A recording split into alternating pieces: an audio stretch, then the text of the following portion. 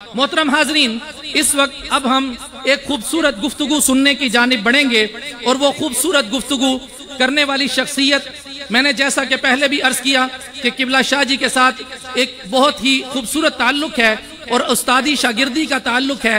लेकिन अब डॉक्टर आसिफ हजारवी साहब को जब हम देखते हैं तो इनकी सूरत में इनके दादा जान की सूरत नजर आती है, तो वो सूरत देखते हैं तो हमें शाह जी का हुस्न तरबियत, हुस्न इंतजाम, ये सब चीजें हमें नजर आ जाती हैं।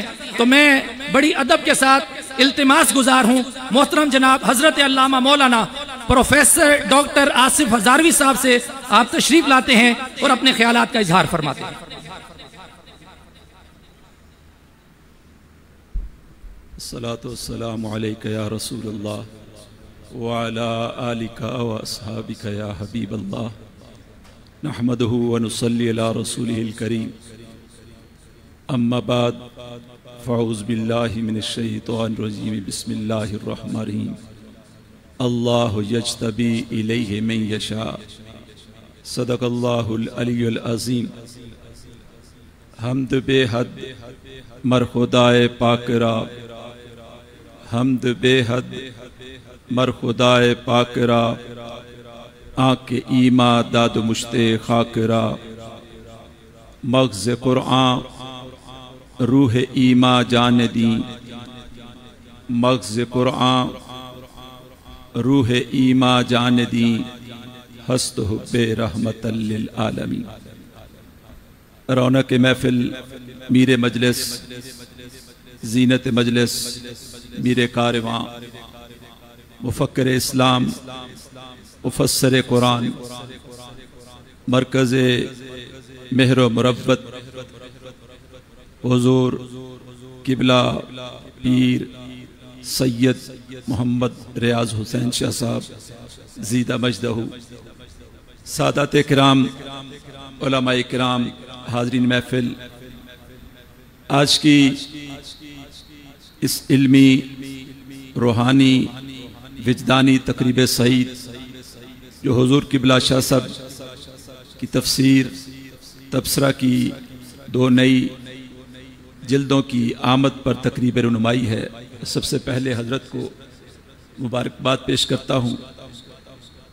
हमारी इतनी औकात नहीं कि हम हजरत के तबसरा के ऊपर कोई तबसरा करें, हम इस काबिल नहीं हैं कि हम तबसरा के ऊपर कोई तबसरा करें, क्योंकि ये वो शख्सियत हैं कि जो हजरत शेखुल कुरान अबुल हक़ाइक़ मोहम्मद अब्दुल गफ़ूर हज़ारवी रहमतुल्लाहि ताला अलैह के पास पढ़ते रहे।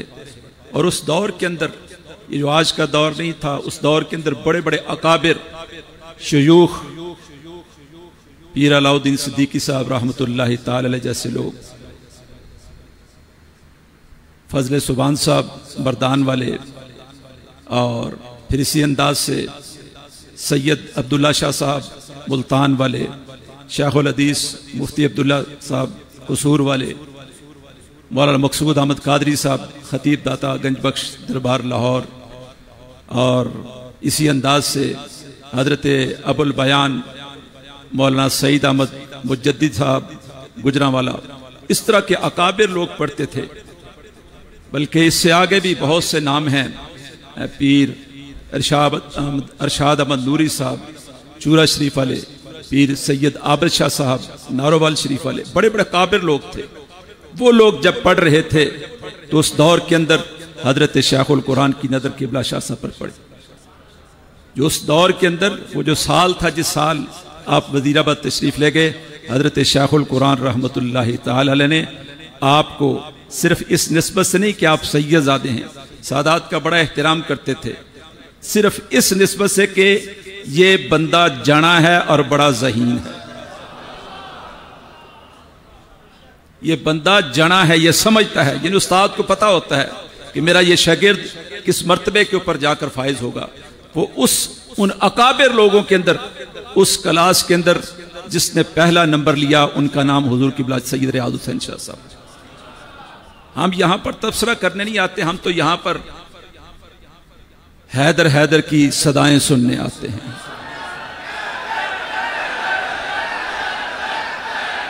ऐसे नहीं, बुलंद आवाज से। ये जो हैदर हैदर की सदाएं हैं, ये इसका बानी इदारा तालीमात इस्लामिया है।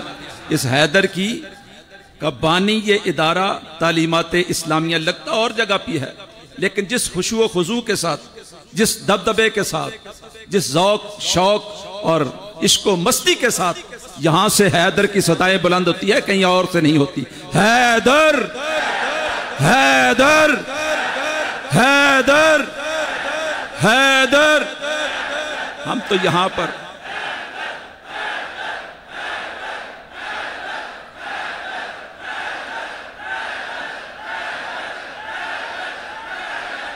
माशाअल्लाह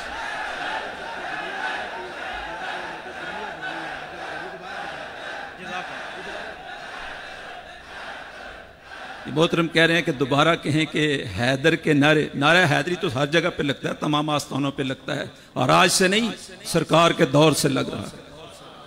नबी अलैहिस्सलाम की जारी आयात तैयबा के अंदर खुद हजरत अली ने अपने नाम का नारा हैदरी लगाया हुआ है।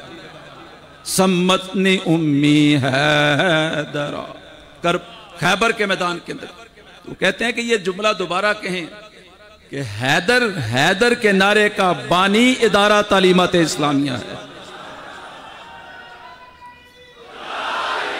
हम तो यहां पर ये सादात किराम की ये जो महफिल सजी हुई है, सादात तशरीफ फरमा है, उलमा तशरीफ फरमा है, इनकी जियारत के लिए आते हैं, किबला शाह जी की जियारत के लिए आते हैं। ये जियारत बहाना है हमारी निजात का। ये पक्की और पीढ़ी बात कर रहा हूं।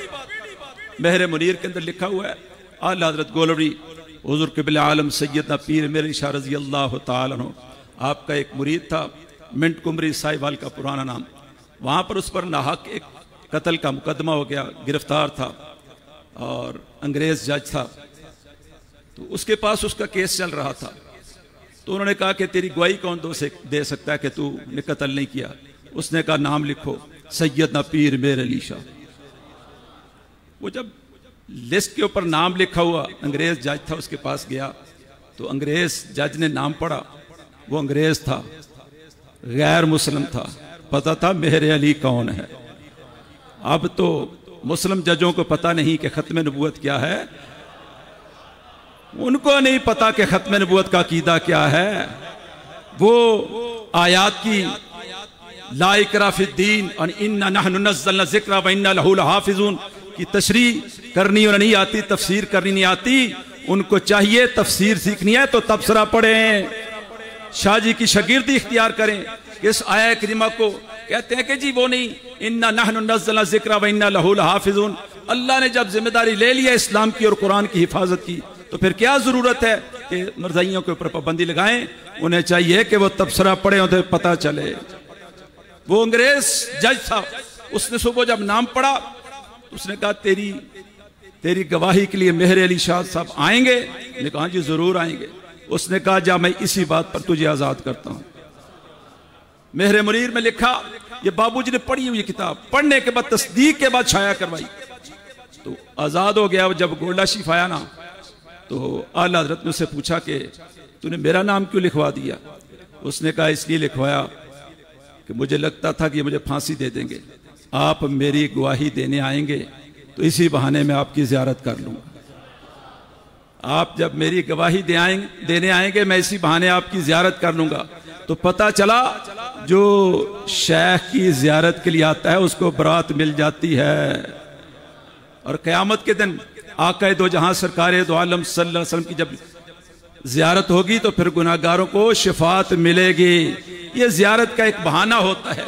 ये जो लोग जूजू तबसरा की जिल्दें आगे बढ़ती जा रही हैं, जूजू इस मरकज से हजरत क़िबला शाह साहब के दुरूस चल रहे हैं, भौंकने वालों की तादाद भी ज्यादा हो गई। वो भौंकते भी बड़े हैं, उन्हें यह नहीं पता इल्म, शोहरत, इक्तदार, इज्जत ये सारा कुछ खत्म हो जाएगा, लेकिन एक चीज ऐसी होती है जो मौत भी खत्म नहीं करती, वो सादात का घराना है। सैयद होना इतनी ऊंची सिफ्त है, इतना ऊंचा कमाल और रुतबा है, दर्जा है कि इसको मौत भी खत्म नहीं करती।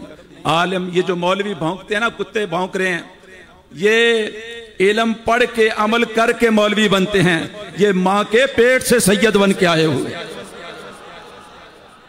इनकी तो ये शान है, ये तो माँ के पेट से सैयद दुनिया में आके सैयद नहीं बनता, बल्कि सैयद बन के दुनिया में आता है। और इनको जो सरदारी हासिल है, ये इल्म की वजह से नहीं है, तकवे की वजह से नहीं है, तहारत की वजह से नहीं है, या आपकी वजह से या मेरी वजह से इनको सरदारी नहीं मिली। इनको सरदारी सरदारे दो आलम ने अता फरमाई हुई है।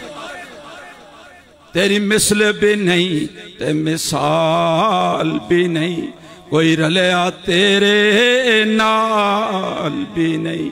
तेरी मिसल भी नहीं, ते मिसाल भी नहीं, कोई रलिया तेरे नाल भी नहीं। 1,24,000 विचों तेरी आल जय कोई आल भी नहीं। ये वो लोग हैं रियाज हुसैन शाह। रोजा की जमा रियाज कौन है? हुसैन के बाग। हुजूर ने माना हमारे हानिया मिन दुनिया हसन और हुसैन मेरे दुनिया के बाग हैं, फूल हैं। तो ये कौन है? ये हुसैन के बाग हैं। और हुसैन गुलस्ताने नबूवत के फूल हैं। इनका रुतबा क्यों बुलंद है? ये फूल होता कहां पर है? ये पौधा होता है ना, उसमें शाखें निकलती हैं। एक शाख निकली, फिर आगे और शाख निकली, फिर आगे और शाख निकली। तो फूल नीचे तो नहीं होता, फूल ऊपर होता है। जो टहनी निकलती है उस टहनी के ऊपर वाले हिस्से के अंदर फूल होता है। जाके घर देख लेना, फूल नीचे नहीं होता। हुजूर फरमाते हैं हसन और हुसैन मेरे फूल हैं, इसलिए हसन हुसैन हुजूर के कंधों पर खेलते रहे।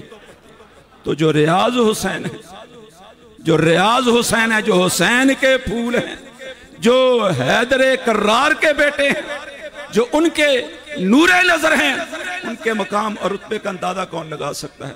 कुत्ते का काम तो भौंकना है ना, वो खा किसी भी नस्ल का हो, किसी भी नस्ल का हो। मैं अमेरिका में रहा हूं, ऐसी ऐसी नस्लों के कुत्ते देखे, खा प्राडो में बैठ कर आए या मर्सिडीज में बैठ कर आए, है तो कुत्ता है ना, उसका काम है भौंकना।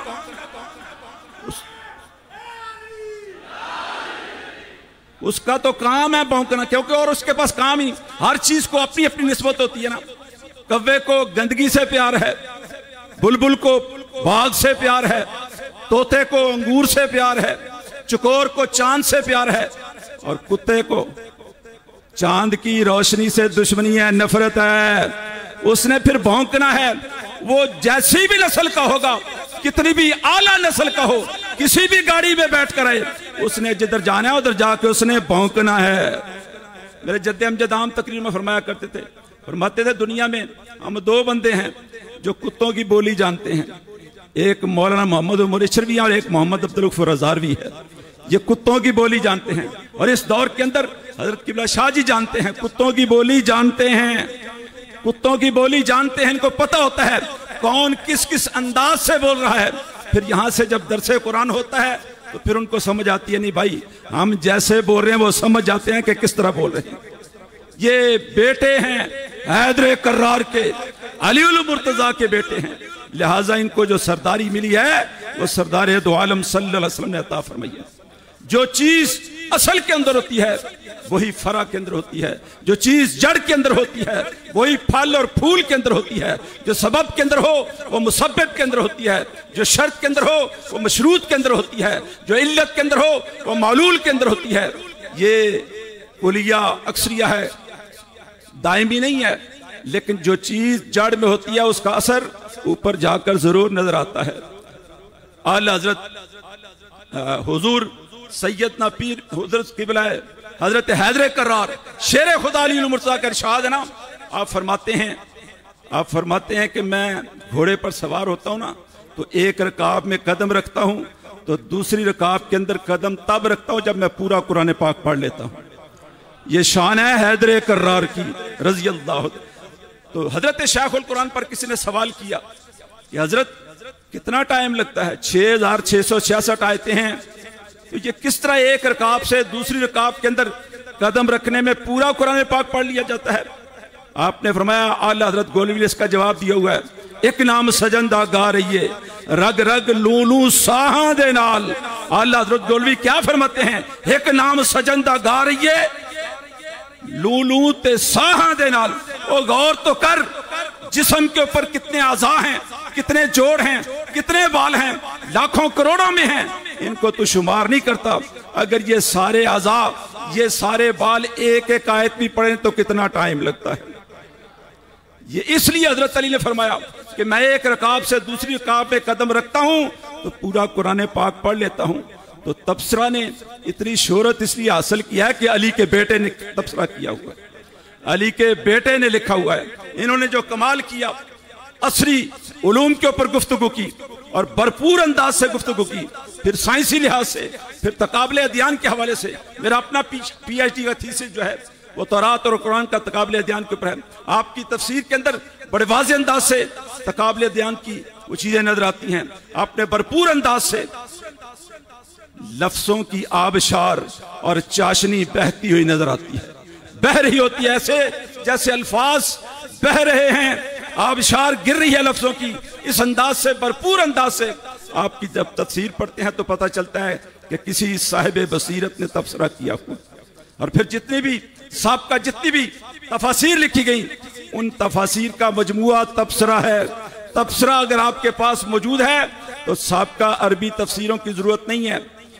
ये जो 8वीं और 9वीं जिल्द है, इसको छोड़कर 7वीं जिल्द तक 4434 हवाले मौजूद हैं। 4434 हवाले 7वीं जिल्द तक मौजूद हैं। और उसमें जो जिन तफासीर के हवाले दिए गए हैं उनकी तादाद 60 है, 60 है। वो ये ना कहे कि ये कोई मुहावरतन 60 का लफ्ज बोल गया, नहीं। मोहतरम डॉक्टर जफर इकबाल नूरी साहब ने आज सुबह से लेकर शाम तक सारी तबसरा तफसीर को खोल के एक एक सफ़ा देख के, बाकायदा उन्होंने मुझे वो कागजात सारे भेजे, एक एक सफ़े को गिन के कितने कितने हवाले दिए गए हैं और किस किस तफसीर का हवाला दिया गया। 60 तफासीर के हवाले हैं, 9 हवाले जो हैं वो लुगत की किताबों के हैं, जहां लुगवी मानी बयान किए हैं। हजरत किबला शाह जी ने 9 लुगात को पेश नजर रखा है, ये 7वीं जिल्द तक है। तो ये ऐसी आम सा तबसरा नहीं, ये आले नबी औलाद अली की कलम से निकला हुआ तबसरा है। लिहाजा इस पर हम जैसा कोई गुनाहगार बंदा कम इल्म तबसरा नहीं करता। अल्लाह तबारक व तआला हमारी उम्र भी हजरत किबला शाह साहब को लगाए और ये फैजान सुबह क़यामत तक जारी व सारी रहे। व आखिर दावाना अनिल हम्दुलिल्लाहि रब्बिल आलमीन।